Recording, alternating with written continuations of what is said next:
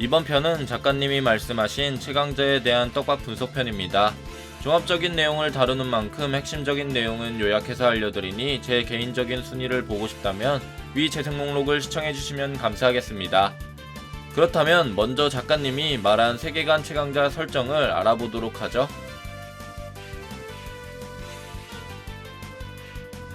작가님 역시 현재 세계관 중 최강자는 과연 누구인지에 의문을 의식하시고 주제에 대한 떡밥을 말씀하신 적이 있었는데요. 그 떡밥에 대한 언급은 세계관 최강자는 확실히 있으며 정해져 있다는 말과 생각보다 의외의 인물일 수도 있다라는 말이었죠. 뒷말은 나중에 설정이 바뀔 수도 있다라는 말 때문에 수습이 가능하다는 말씀을 하시긴 했지만 확실한 떡밥은 세계관 최강자는 의외의 인물이라는 것입니다. 이런 말을 다른 생각으로 추측해서 봤을 때 세계관 최강자는 이미 싸움 독학, 외모지상주의, 인생존망에 나와 있을 것이며 지금 연재되고 있는 김부장은 작가님이 올렸던 영상 시점은 2020년 12월 16일, 김부장이 처음 연재된 시점은 2021년 11월 1일이라 웹툰 김부장은 시간상 따로 배제를 해야 할 듯 싶습니다. 그렇다면 인생존망, 싸움 독학, 외모지상주의에서 세계관 최강자가 있다는 사실인데 마침 이 세 개의 세계관은 박태준 작가님의 스토리라 연결되어 있어서 이 세계관 중에서 의외의 인물이며 세계관 최강자의 면모를 보여줄 인물 몇 명을 추려볼까 합니다.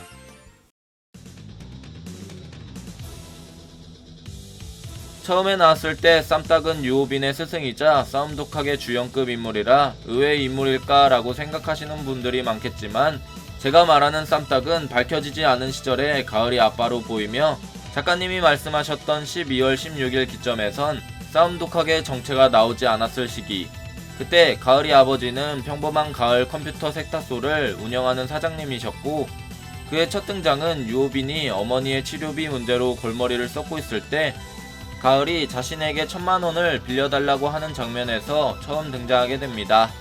그때 그의 모습은 남루한 러닝 셔츠에다가 반바지만 걸친 옷차림, 거기에 탈모를 겪고 있으며 빼빼 마른 체격이라 더 누추해 보이죠. 이런 모습만 봤을 때 박태준 작가님이 말한 의외의 인물일 수도 있다고 했던 세계관 최강자 자리에 가장 적합하며 유력한 인물입니다. 겉보기에는 위에 말했듯 그저 깡마른 평범한 아저씨일 뿐만 아니라 정체가 밝혀지기 전까지 다른 등장인물들에게 미치는 영향이 거의 없다시피 했으며 작가님의 발언 역시 가을의 아버지가 쌈딱으로 밝혀지기 전에 나왔기 때문에 의외의 인물이라는 키워드가 매우 잘 어울리죠. 외지주 시청자들을 위해서 쌈딱의 잠깐 전투력을 확인해보자면 그는 전직 특수부대 출신이며 무명이 말한 바로는 자신이 있던 부대의 그 전설이라면 이라는 언급을 봤을 때 그는 특수부대에서도 전설이었으며 총알을 피할 수도 있는 초인적인 떡밥을 가질 정도의 인물이라고 보면 됩니다.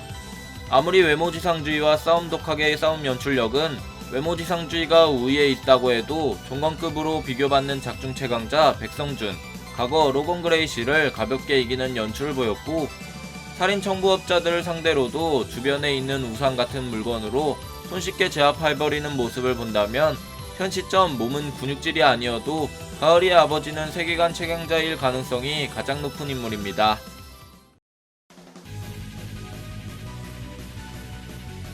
이 인물은 아무래도 의외의 인물이라는 선에서 설정이 벗어나긴 하지만 싸움 독학의 쌈딱인 가을이의 아버지와 같은 전설이라고 불린 인물이며 그의 정체는 전직 특수부대 대령이자 소말리아 내전 파병 군인 출신의 전쟁 영웅의 자이언트 수달이라는 불패 역전용사, 전장의 귀신이라는 칭호를 가지고 있으며 국가에서 살인 면허증을 발급받은 사람입니다.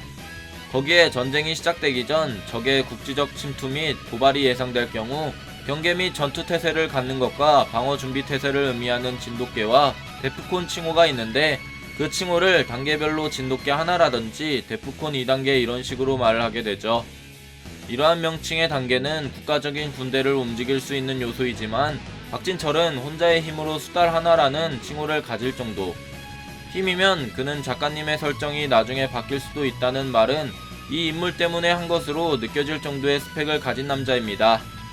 최근 김부장 16화에 박진철로 예상되는 인물의 실루엣이 나온 것을 봤을 때 그는 12월 16일 이후에 나왔지만 이 인물은 처음 인생존망에서 나왔기 때문에 최강자 인원으로 충분히 생각할 수 있으며 인생 존망의 완결은 작가님이 말씀하시기 한 달 전이니 잊혀졌던 존재라 의외의 인물이라고 할 수도 있죠.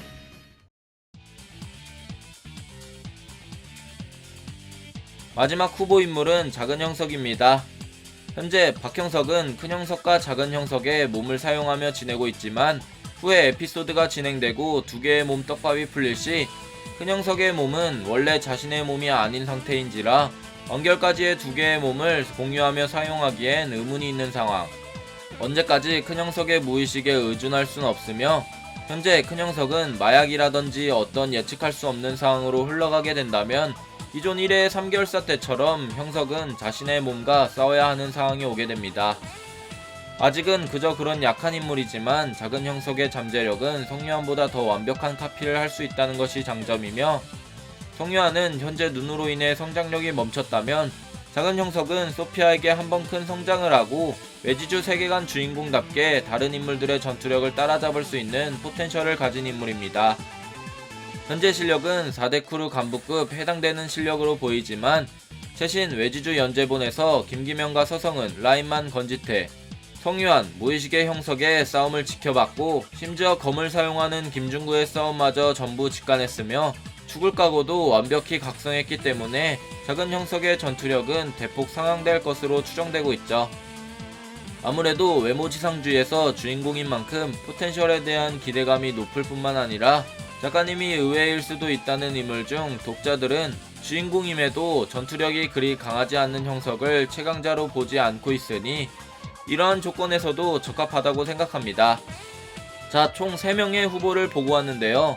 종합적으로 봤을 때 솔직히 말하자면 작은 형석은 그동안 보여줬던 기대 떡밥은 많았으나 아직까지 그 기대를 부응하기엔 너무나 시간이 오래 걸리며 박진철 또한 의외의 인물의 타이틀에 맞지 않아서 쌈딱이 제일 유력한 후보가 아닐까 싶네요.